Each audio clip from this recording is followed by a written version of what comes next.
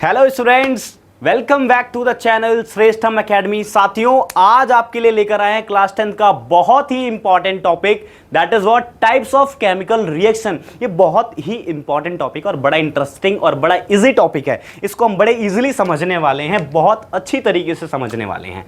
अभी हमने अपनी प्रीवियस क्लासेस में क्या क्या डिस्कस कर लिया था सर? हमने अपनी प्रीवियस क्लासेस में chemical reactions, chemical equations, balancing of chemical equations, ये सारे पार्ट कवर किए थे। आज हम जो पढ़ेंगे बेटा वो बड़ा इंपॉर्टेंट पार्ट है, that is what types of chemical reaction. ये बड़ा इंपॉर्टेंट पार्ट है आपका टाइप्स ऑफ केमिकल रिएक्शन, जिसके अंदर आज हम सबसे पहले मैंने टाइप्स ऑफ केमिकल रिएक्शन, जो आपने केमिकल रिएक्शन पढ़ी थी, क्या थी केमिकल रिएक्शन? जिसके अंदर सर दो या दो से ज्यादा सब्सटेंसेस आपस में रिएक्ट करके एक नया सब्सटेंस फॉर्म करते हैं विद न्यू प्रॉपर्टीज। तो हम वही चीजें यहां पर देखने वाले हैं। क्या जितनी केमिकल रिएक्शन थी सारी एक जैसी होती? नहीं sir, different kinds of chemical reactions होती हैं। और सबसे पहले मैंने केमिकल रिएक्शन को डिवाइड कर दिया on the basis of energy, यानी एनर्जी के बेसिस पे कैसे डिवाइड किया सर? दो तरीके की रिएक्शन होंगी, एक जिसमें आपको एनर्जी प्रोवाइड करनी पड़ेगी रिएक्शन को कंप्लीट करने के लिए, दूसरी जिसमें एनर्जी क्या होगी सर? रिलीज होगी। तो सबसे पहले हम उसके बारे में पढ़ेंगे जिसमें केमिकल, जिसके साथ साथ एनर्जी क्या होगी? रिलीज होगी। तो फर्स्ट ऑफ ऑल हम पढ़ेंगे एक्सोथर्मिक रिएक्शन। ये जो एक्सोथर्मिक रिएक्शन है सर, ये कौन सी रिएक्शन है? जिसमें एनर्जी रिलीज होगी along with the formation of product, यानी the reaction in which energy is release along with the formation of product. Just like हम एग्जाम्पल ले सकते हैं, जब हम सर रेस्पिरेशन करते हैं, रेस्पिरेशन करते हो आप, जो ऑक्सीजन इनटेक करते हो और CO2 रिलीज करते हो, दैट इज व्हाट ये ब्रीथिंग है। हम सभी क्या करते हैं सर? इसको समझ के बैठे ही आपकी रेस्पिरेशन होती है। नहीं, रेस्पिरेशन सर दो होती है। रेस्पिरेशन का ही पार्ट होता है ब्रीथिंग। रेस्पिरेशन में एक और पार्ट आता है सेलुलर रेस्पिरेशन। जब सेल में जो रेस्पिरेशन होता है वहां पर क्या होता है सर? हमारे सेल्स में ग्लूकोज होते हैं। अब इन ग्लूकोज को हमारा सेल डायरेक्टली यूटिलाइज नहीं कर पाता है, तो ग्लूकोज क्या होता है सर? ऑक्सीजन के साथ रिएक्ट करके ब्रेक डाउन हो जाता है, टूट जाता है। किसमें सर? CO2 और 6H2O में। और साथ साथ में ये एनर्जी रिलीज करता है जिसकी हमें रिक्वायरमेंट होती है। ठीक है, इन्हीं एनर्जीज के मदद से तुम अपनी बॉडी के डिफरेंट काइंड्स ऑफ फंक्शन को परफॉर्म कर पाते हैं। तो सिंपल सी बात है सर, यहां एनर्जी रिलीज हुई तो मेरी रिएक्शन कौन सी हुई? Exothermic reaction. कैसी रिएक्शन हो गई है? That is what our exothermic reaction, जिसके अंदर क्या हुआ सर? प्रोडक्ट के फॉर्मेशन के साथ साथ एनर्जी भी रिलीज हो रही है। एनर्जी लेवल डाउन नहीं करना है, एनर्जी लेवल बढ़ाना है, यानी एनर्जी यहां पर क्या होगी? रिलीज होगी।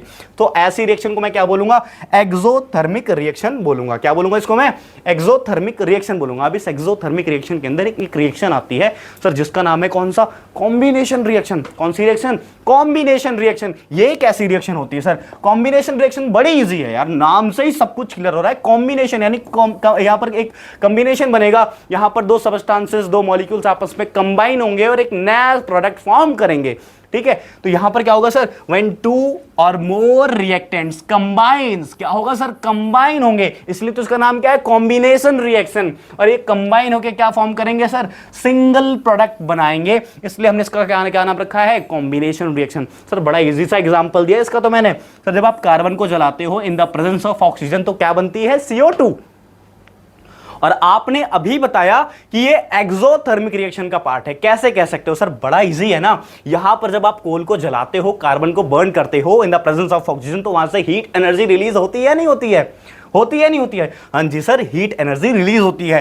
दैट इज वाई मैंने बोला कि जो कॉम्बिनेशन रिएक्शन है ये कैसी रिएक्शन होती है सर? यहां से एनर्जी रिलीज होती है। क्या होता है? यहां पे एनर्जी रिलीज होती है। तो बहुत सिंपल सी बात है, हमें समझ में आया कि भाई जब दो रिएक्टेंट्स आपस में कंबाइन होंगे तब वो एक सिंगल प्रोडक्ट फॉर्म करेंगे।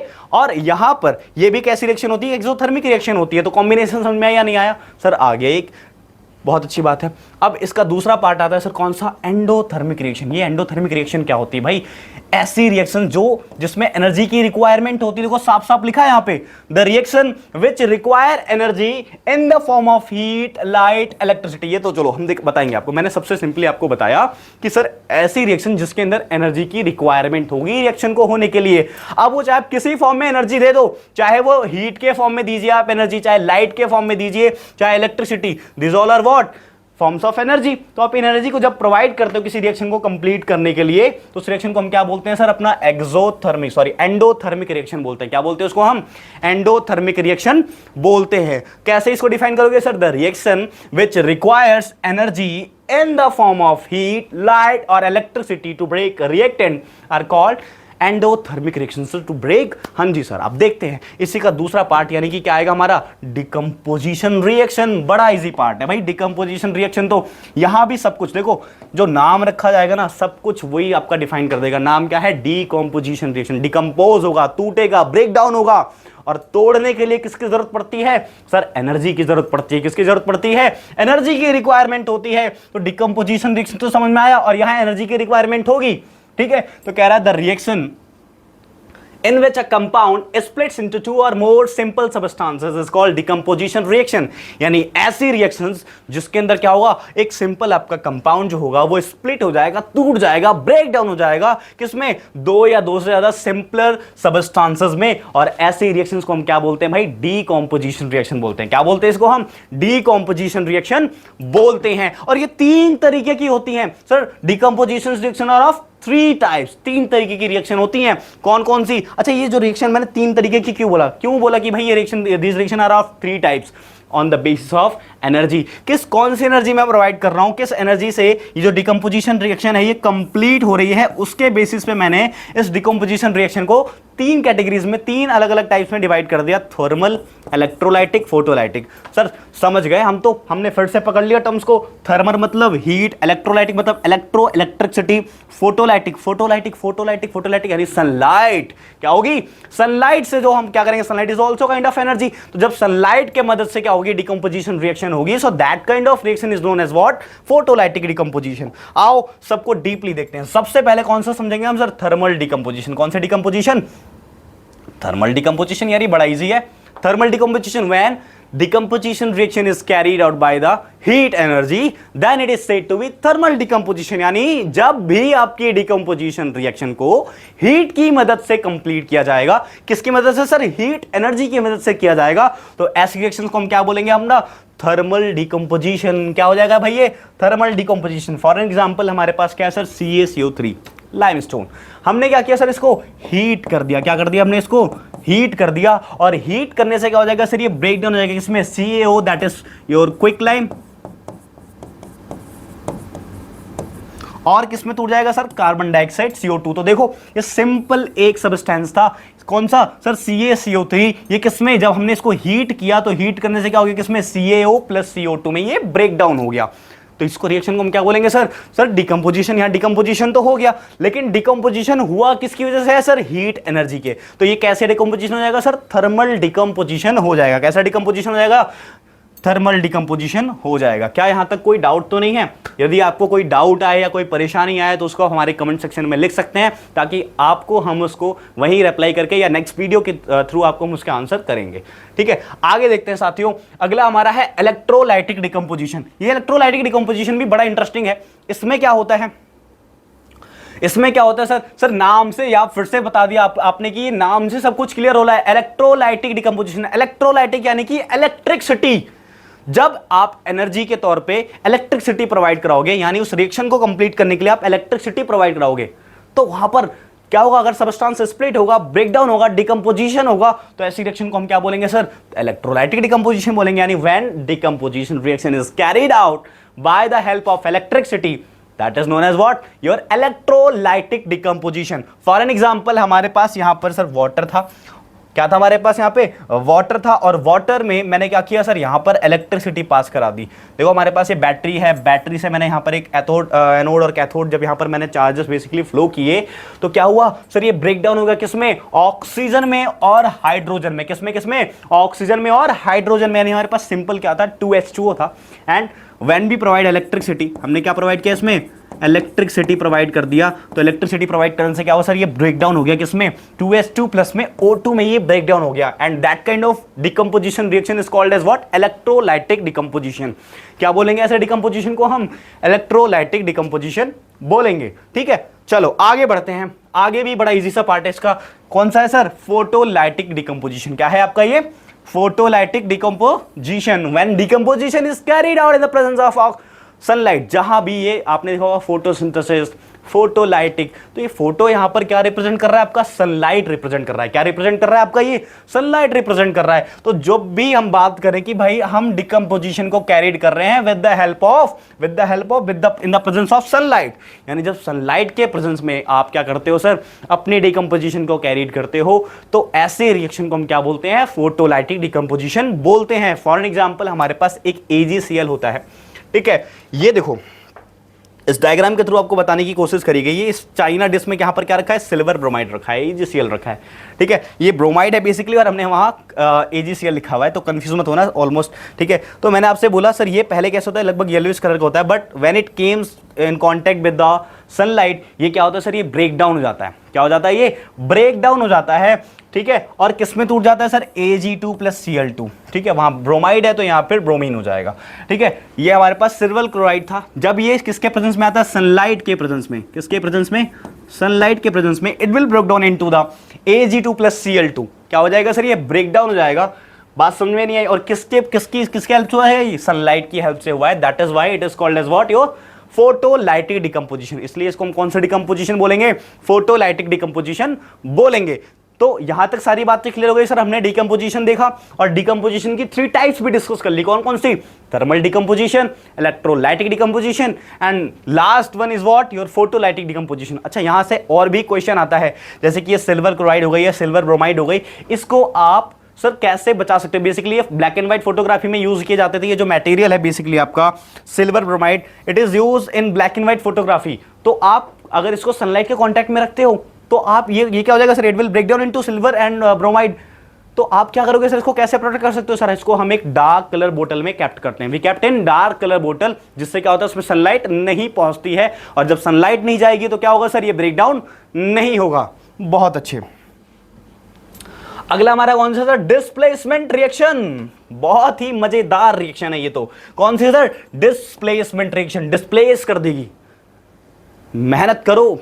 आजकल देख रहे हो ना सर, जो ज्यादा रिएक्टिव होता है वो लेस रिएक्टिव को क्या कर देता है? डिस्प्लेस कर देता है। क्या कर देता है? डिस्प्लेस। तो बस बेसिकली वही चीज हो रहा है यहां पर। क्या होगा? More reactive element less reactive element को डिस्प्लेस कर देता है। क्या कर देता है? ये मोर रिएक्टिव एलिमेंट्स को लेस रिएक्टिव एलिमेंट को क्या कर देगा? ये डिस्प्लेस। यानी एग्जांपल के तौर पे देखो, हमारे पास यहां टेस्ट ट्यूब में क्या आता है सर? CuSO4 का बेसिकली यहां पर एक केमिकल था, एंड हमने इसमें एक आयरन नेल डाला।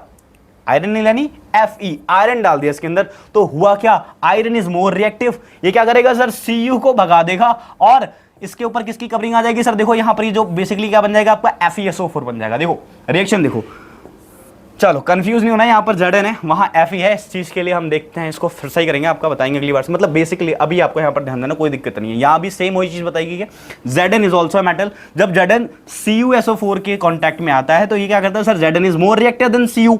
तो क्या करेगा? ये Cu को डिस्प्लेस कर देगा। क्या कर देगा? Cu को ये डिस्प्लेस कर देगा और उसकी जगह खुद ले लेगा।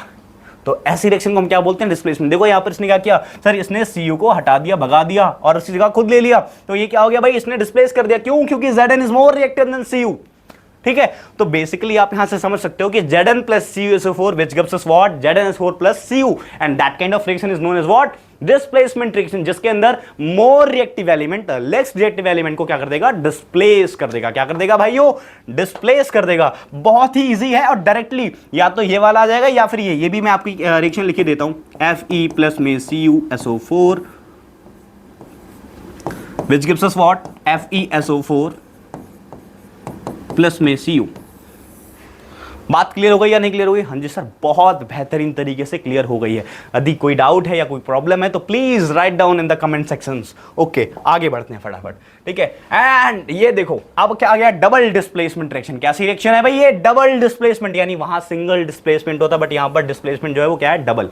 डबल मतलब यहां पर basically mutual exchanges of ion. Ion जो होते हैं अपनी अपनी पोजीशन को क्या कर देते हैं? यहां पर एक्सचेंज कर लेते हैं। तो ऐसी रिएक्शन को हम क्या बोलते हैं सर? Double displacement. यानी ऐसा हो जाता है कि भाई आप मेरी जगह पे आ जाओ, मैं आपकी जगह पे चल जाऊंगी। क्या करते हैं? अपने बेसिकली अपने में म्यूचुअल एक्सचेंज करते हैं, जिसकी वजह से यहां पर जो आयंस होते हैं सर, ठीक है, the reaction in which new compound are formed by the mutual exchange. क्या होता है sir? Mutual exchange of ions. Ions क्या करते हैं? अपनी पोजीशन में म्यूचुअल एक्सचेंज कर लेते हैं, ठीक है। तो इससे क्या होता है? एक नया कंपाउंड फॉर्म होता है। फॉर एग्जांपल हमारे पास यहां पर क्या है? Na2SO4 plus BaCl2। बट यहां पर होता क्या है? ये आयंस अपनी पोजीशन को बेसिकली क्या कर लेते हैं सर? ये अपनी पोजीशन को एक्सचेंज कर लेते हैं। आयंस अपनी पोजीशन को क्या करेंगे सर? एक्सचेंज कर लेंगे। तो एक्सचेंज करने में क्या होगा? ये Na2 और Ba ये दोनों आपस अपनी अपनी पोजीशन क्या करेंगे? देखो आप यहां पर देख सकते हो सर, यहां पर पहले कौन था? Na2, अब कौन है? Ba। और यहां पर कौन था सर? पहले यहां पर था Ba, लेकिन यहां पर क्या फॉर्म हो चुका है? 2NaCl। तो बात क्लियर हो गई या नहीं क्लियर हो गई? This is what your double displacement reaction. ऐसी रिएक्शन को हम क्या बोलेंगे? Double displacement reaction. यहां पर आपको इसके थ्रू भी सारी चीजें बताई गई हैं। चलिए आगे आता है आपका ऑक्सीडेशन रिएक्शन। कैसी रिएक्शन है भैया?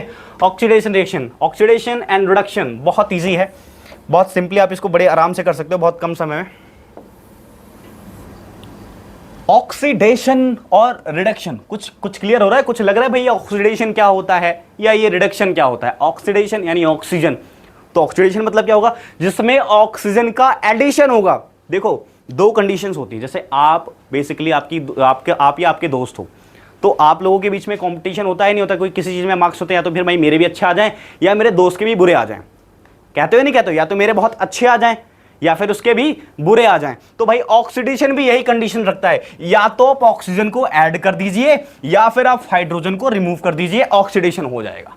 क्या हो जाएगा सर? या तो आप ऑक्सीजन को ऐड कर दो या फिर आप हाइड्रोजन को रिमूव कर दो। तो इससे क्या हो जाएगा सर? ये ऑक्सीडेशन रिएक्शन हो जाती है, the addition of oxygen to the reactant, और या फिर यहां पर एंड की जगह आप और लिखो, और removal of hydrogen from the reactant, या फिर आप क्या कर दो सर? हाइड्रोजन का रिमूवल कर दो रिएक्टेंट से। तो ऐसी रिएक्शन को हम क्या बोलते हैं? Oxidation reaction. कैसी reaction? Oxidation reaction. For an example हमने कॉपर में क्या किया सर? ऑक्सीजन को ऐड कर दिया, क्या बन गया सर? कॉपर ऑक्साइड बन गया। तो ये कैसी रिएक्शन हो गई? ऑक्सीडेशन हो गया। कैसी रिएक्शन हो गई भाई? ये ऑक्सीडेशन रिएक्शन हो गई। बहुत अच्छी बात है। अब अगला कौन सा सर? रिडक्शन। रिडक्शन में क्या हो जाएगा सर? रिड्यूस हो जाएगा। क्या रिड्यूस हो जाएगा सर? इसका जस्ट अपोजिट, इसका दूसरा दोस्त है, वो क्या कहेगा? या तो आप हाइड्रोजन को ऐड कर दो, क्या कर दो? या तो आप हाइड्रोजन को ऐड कर दो या फिर आप ऑक्सीजन को रिमूव कर दो। क्या कर दो? या तो सर ऑक्सीजन को रिमूव कर दो। दोनों दोस्त हैं आपस में, सब जलते हैं एक दूसरे से, क्या करेंगे? कह रहा भाई या तो आप हाइड्रोजन को ऐड कर दीजिए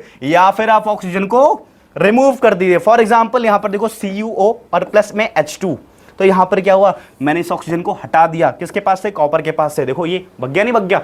तो यहां भी क्या हुआ? यहां पर हुआ है रिडक्शन। क्या हुआ? यहां पे रिडक्शन हो गया है। अब हम देखेंगे सर ये जो ऑक्सीडेशन है इसका हमारी डेली लाइफ में भी बहुत सारे इफेक्ट्स हैं। जस्ट लाइक सबसे पहला हम पढ़ेंगे अपना कोरोजन। कोरोजन क्या होता है सर? ये सब ऑक्सीडेशन के इफेक्ट्स होते हैं। कोरोजन बेसिकली सर हम जब कोई मेटल्स खरीद के लाते हैं, जब हम कोई लोहा सोना चांदी खरीद के लेकर आते हैं, कॉपर्स लेकर आते हैं, तो यहां पर हमको देखने को मिलता है सर कि वो आफ्टर सम टाइम उसमें एक लेयर चढ़ जाती है। फॉर एन एग्जांपल आपके पास जो आयरन होता है उसके ऊपर एक ब्राउनिश रेडिश ब्राउन करके एक लेयर आ जाती है, और आपने क्या देखा सर? आपके पास जो सिल्वर होते हैं उसके ऊपर एक ब्लैक कलर की कोटिंग हो जाती है, एंड कॉपर में क्या होता है? ग्रीन कलर की कवरिंग आती है। ये सब क्या होता है? ये सब जब वो ऑक्सीजन के साथ क्या करते हैं सर? ऑक्सीजन के कांटेक्ट में आते हैं, बेसिकली ऑक्सीजन मॉइस्चर के कांटेक्ट में आते हैं, तब ये चीजें होती हैं। यानी when a metal is exposed to the moisture, air, acid etc, यानी कि जब भी कोई भी मेटल मॉइस्चर के, एयर के, एसिड्स के, इनके कॉन्टैक्ट्स में आते हैं तो क्या होता है? For some times a layer of hydrated oxide, क्या हो जाएगा सर? ऑक्साइड, यानी ऑक्सीजन यहां पर क्या करता है? अपना काम कर देता है, जिसके ऊपर क्या होता है? इनके ऊपर एक लेयर फॉर्म हो जाती है, और वो लेयर करता क्या है? उस मेटल को सर वीक कर देता है। क्या कर देता है? उस मेटल को वीक कर देता है, और उसको हम क्या बोलते हैं सर? वो कोरोडेड है। That metal is what said to be corroded. कौन से सर? जिनके ऊपर ये ऑक्साइड की, हाइड्रेटेड ऑक्साइड की लेयर आ जाती है। ठीक है, फॉर एन एग्जांपल आपका जो आयरन होता है, आयरन किसमें? आयरन के ऊपर से एक रेडिश ब्राउन कलर की लेयर आती है, जिसको हम क्या बोलते हैं सर? उसमें फेरस ऑक्साइड की लेयर आ जाती है, and that is also called as a rusting of iron. उसी को हम और क्या बोलते हैं? रस्टिंग ऑफ आयरन भी बोलते हैं। कॉपर में कैसी लेयर आती है सर? ग्रीन कलर की, नॉट कॉपर में ब्लैक कलर की आती है, एंड सॉरी कॉपर में ग्रीन कलर की होती है, एंड आपके सिल्वर में किसमें होती है? ब्लैक कलर की लेयर आ जाती है, and this is just because of corrosion की वजह से होता है। एक और इफेक्ट होता है, दूसरा कौन सा है सर? रेंसिडिटी होते हैं। कौन सा होता है हमारा?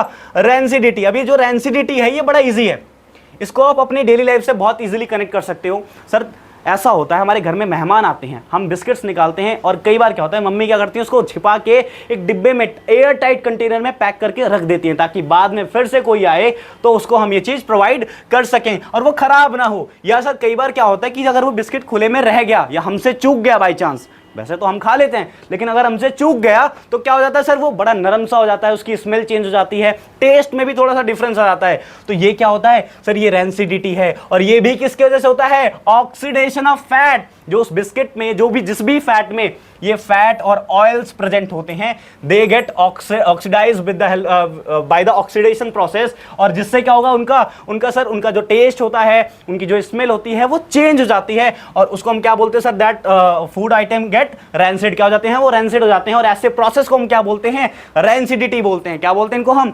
रैंसिडिटी बोलते हैं। सर हम कुरकुरे की पैकेट लेकर आते हैं और हम ब्लेम करते हैं यार इसमें कुरकुरे कम डालते हैं इसलिए इसके अंदर हवा भर देते हैं ताकि हमें लगे कि पूरी पैकेट भरी हुई है। नहीं सर, उसके अंदर एक एंटीऑक्सीडेंट यानी नाइट्रोजन ऐड करके देते ताकि आपका कुरकुरे खराब ना हो, ठीक है, वो बचा रहे। इसलिए हम क्या कर सकते हैं सर, सबसे पहला हमारे पास एक मेथड है कि हम रेंसिडिटी से अपने फूड को बचा सकते हैं। आप उसमें एंटीऑक्सीडेंट, सर ऑक्सीजन ही तो करा रहा है सब, तो उसमें आप एंटीऑक्सीडेंट डाल दो। तो एंटीऑक्सीडेंट क्या करेगा? ऑक्सीजन को अपनी रिएक्शन परफॉर्म नहीं करने देगा। और दूसरा क्या कर सकते हो sir, keeping food in air tight container, जहां पर एयर पास ही नहीं होगी तो रिएक्शन कैसे करेगी? और साथ साथ में कैसे? Air replacing by the nitrogen, यानी यही हो गया आपका कौन सा, बाय एडिंग एंटीऑक्सीडेंट। और साथ साथ में रिफ्रिजरेशन, यानी फ्रिज वगैरह भी रख सकते हो। अब फ्रिज में रखने से क्या होता है? बेसिकली फ्रिज में क्या होता है सर, टेम्परेचर कम होता है और below the room temperature oxygen react नहीं कर पाती है। तो यहां पे हमारा ये रेंसिडिटी पार्ट फिनिश हो जाता है और चैप्टर नंबर 1 भी खत्म हो जाता है।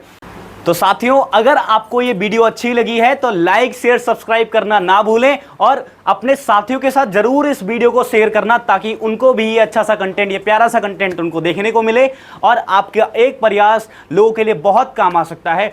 धन्यवाद।